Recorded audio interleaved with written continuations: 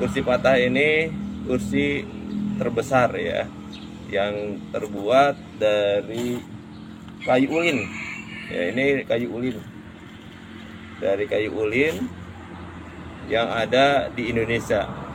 Ada juga kursi patah seperti ini juga di Jenewa, Swiss, tepatnya di depan gedung PBB, tapi besarnya lebih besar ini, dan materialnya ini menggunakan kayu asli, yaitu kayu ulin.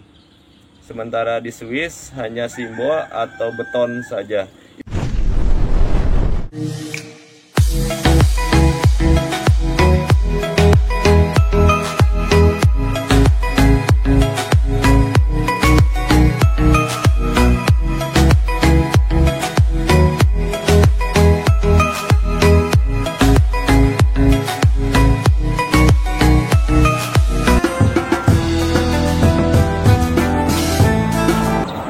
Assalamualaikum warahmatullahi wabarakatuh.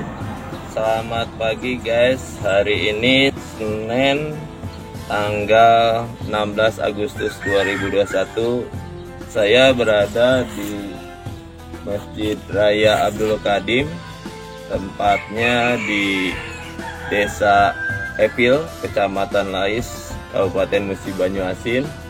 Kegiatan saya hari ini ingin melihat sejauh mana progres yang sudah dihasilkan hari ini untuk pembangunan ini. Berbicara mengenai desain, banyak bertanya kepada saya sebagai arsitek, apa sih konsepnya masjid kursi patah ini. Saya sebagai perencana dalam hal ini secara tidak langsung merealisasikan apa yang diinginkan donatur utama masjid ini, yaitu Pak Haji Abdul Qadim. Prinsipnya saya mengikuti apa yang dia inginkan dengan mewujudkan bentuk dan desain yang saya buat ya. Kalau melihat dari konsep awal ya, mungkin kalau awal ya mungkin orang bertanya ini bergaya Timur Tengah lah, Asia Tengah lah, atau mungkin di negara-negara lainnya. Tapi ya jujur aja, konsep masjid ini kita tidak bisa memungkiri inspirasi mungkin bisa dari sana. Tapi secara keseluruhan saya mengambil konsep ya lokal ya, lebih ke Palembangan. Lihat saja mungkin kubahnya lebih ke apa namanya itu, lebih ke detail-detail Palembangan ya. Kemudian konsep apa namanya, topi Palembang ya, ada di yang ada di menara ya, topi Palembang. Kemudian ya khas Sumatera Selatan lah yang saya lakukan di sini, sehingga mungkin bisa memberikan nuansa Palembangnya, tapi ya unsur-unsur Timur Tengah seperti gerbang dan lain sebagainya tidak memungkiri. Apa sih filosofi untuk kursi patah ini? Karena banyak yang bertanya kepada saya. Jadi kursi patah ini kursi terbesar ya, yang terbuat dari kayu ulin. Ya, ini kayu ulin. Dari kayu ulin yang ada di Indonesia.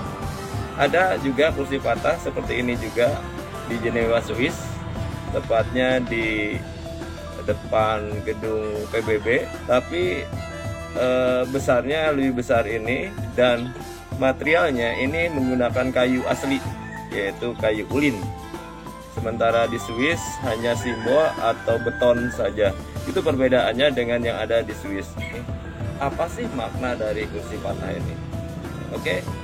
Lihat dari segi filosofi ya, filosofi kursi.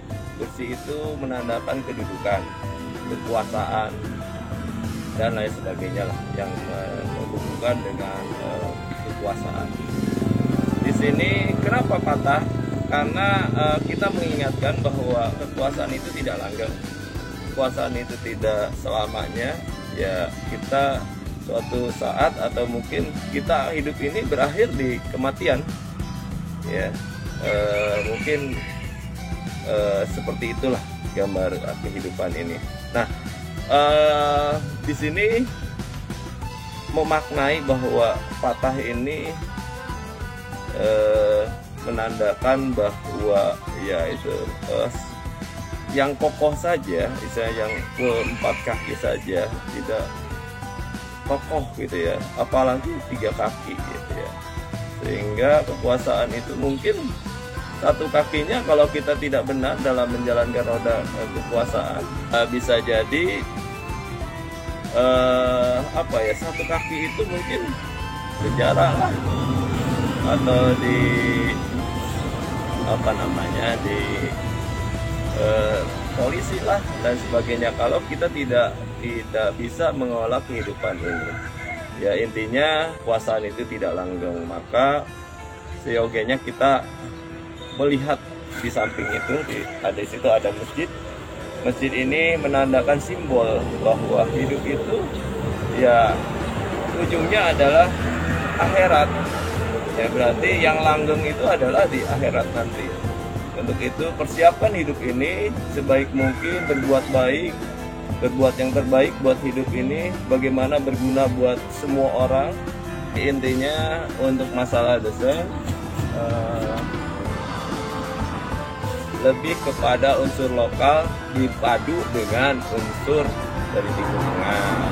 Contohnya seperti mungkin kalian tahu dari dinding ya, dari dinding semua materialnya dari marmer dan granit alam ya, sehingga mungkin ini yang membuat lama. Granit alam, untuk mendatangkan granit alam itu tidak secepat yang kita bayangkan. Jadi ada proses dulu, mungkin kedua tukangnya pun ya tidak terlalu banyak, sehingga progresnya agak ini. Mungkin ya diperkirakan 3 bulan atau 4 bulan ke depan lah baru 100% rapi. Ikutin keseruannya, semoga channel ini atau video ini bermanfaat untuk semuanya.